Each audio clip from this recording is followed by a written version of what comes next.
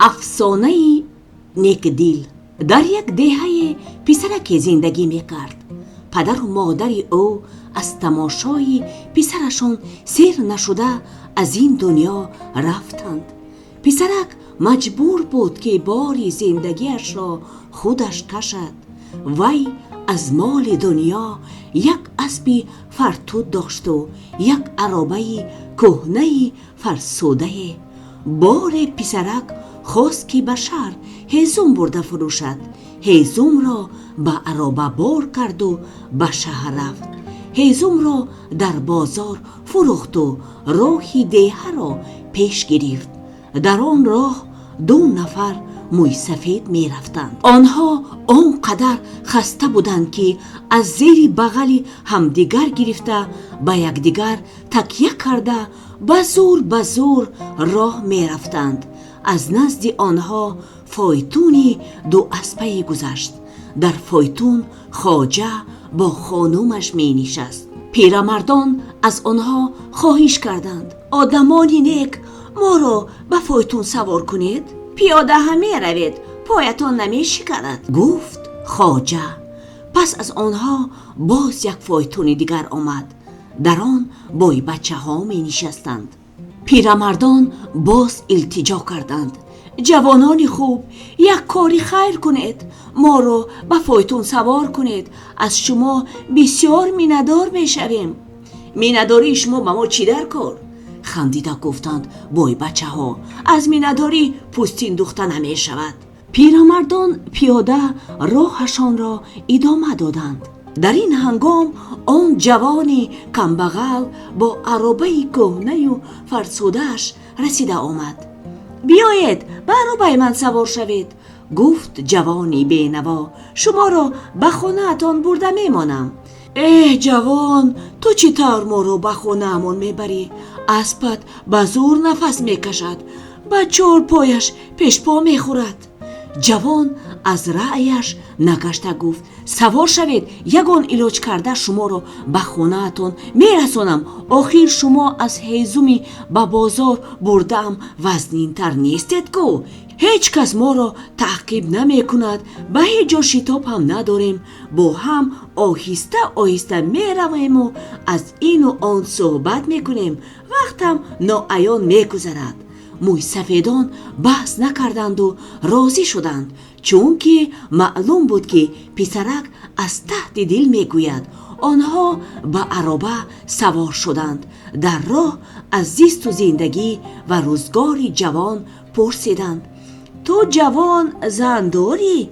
زن می گرفتم، ولی کدام دختر می خواهد که زن من شود؟ تو چی بدی داری؟ بدی ندارم، ولی آنی را که نصیب و تقدیرم باشد وا نخوردم. پسرم، آنی را که نصیب تو است امروز به شوهر می دهند. اسبت رو دوان، زودتر رویم و تویت را گذرانیم. جوان گمان کرد که پیرمردان شوخی میکنند، بنابراین او هم به شوخی میگوید: این اسب فرتوت را چی دوانم و چی ندوانم؟ از 2 سر به توی خودم دیر میمانم. معلوم که زن گرفتن نصیب من نبوده است. جوان نمیدانست که آن پیرمردان آدمان عادی نبوده، بلکه افسونگران بودند که راه میپیمایند و مردم نیک را مکافات میدهند و بد را جزا. غم نخور جوان، گفتند آنها، توی تو هم برگزار می شود. پیرمردان این را گفته بودند که ناگهان اسب فرتود به دو در آمد. راه دراز بود و به آن طرف دریا می رسید. آنها به حولی با شکوه رسیدند. آنجا تویخانه بود. جوان با همراهی پیرمردان سوی تویخانه رفت. صاحب توی آنها را دید و پیش راهشان را گرفت. شما در اینجا چیکار میکنید؟ روید از اینجا. صاحب توی همان خواجه فایتون سوار بود. به توی آمدیم، گفتند موی سفیدان. این توی، گفت خواجه، برای شما بر این پایلوچان گرسنه نیست. روید از اینجا. پیرمردان و جوان مجبور شدند که از توی خانه برآمده روند. کمی راه رفتند و در نزد چاه ایستادند. اسب را به چمنزار سر دادند، خودشان برای دمگیری نشستند. بعد از چند لحظه دو موی سفید بینوا به دو پیرمردی با صلابت و شکوه و پیسرکی کمبغل به جوانی زیبای خوشلباس تبدیل یافتند. آنها بر فایتونی شاهانه سوار شده باز به توی خانه آمدند. صاحب توی از دور فایتونی پر نقش و نگار را دیده به پیشوازشان دویده برآمد و تا زمین تعظیم کرده گفت: خوش آمدید مهمانان عزیز، من از دیدار شما به نهایت شادم. به توی دخترم خوش آمدید. خواجه مهمانانی عالی قدر را به بالا شناند. بعد از چند لحظه یکی از موی سفیدان گفت: توی شما پر ناز و نعمت است، عروس هم خوشروی و داماد دلجست، ولی آیا آنها به همدیگر موافقند؟ این را چطور فهمیم؟ زمانهای پیش این را فهمیده می توانستند. از قدیم مردم ما چنین عادت دارند. هنگام ضیافت توی مهمانان طبق خود را چپه می کنند و بعد همه یک باره می بردارند. اگر عروس و داماد به هم موافق باشند و همدیگر را دوست دارند، در زیر طبق آنها هم خوشه گندم پیدا می شود. بیایید ما هم همین کار را می کنیم. وقتی که مهمانان طبقچه های خود را برداشتند، دیدند که یک خوشه انگور در زیر طبق عروس است و خوشه دیگر در زیر طبق جوانی عروبکش. انا اکنون فهمیدیم که داماد کیست. خواجه از تأسف لب گزید و عروس از خرسندی می شکفت. داماد مجبور شد که از توی خودش خسته برآمده رود. جوانی عروبکش به جای داماد در پهلوی عروس نشست و توی و تماشا اوج گرفت. هر کار آغاز و انجام دارد. بعد از چند توی هم به آخر رسید. عروس و داماد با پدر و مادر و خویش و تبار خیر و خوش کرده راه خانه داماد را پیش گرفتند. پیرمردان نیز با آنها رفتند. آنها باز در نزد همان چاه ایستادند و همه چیز مثل پیشتره شد. نه فایتون ماند و نه اسبان تیزپا.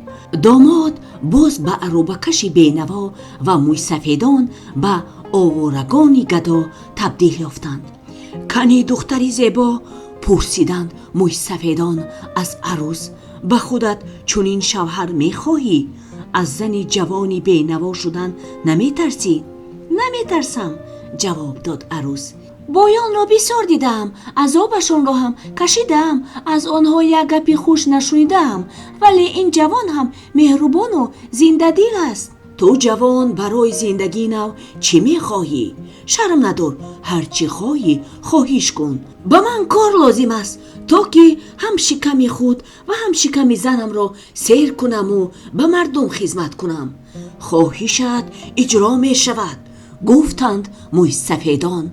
به ساحل دریا برو، در آنجا خانه خالی و قایق کهنه را می بینی. با همان آدمان را از ساحل به ساحل دیگر کشان.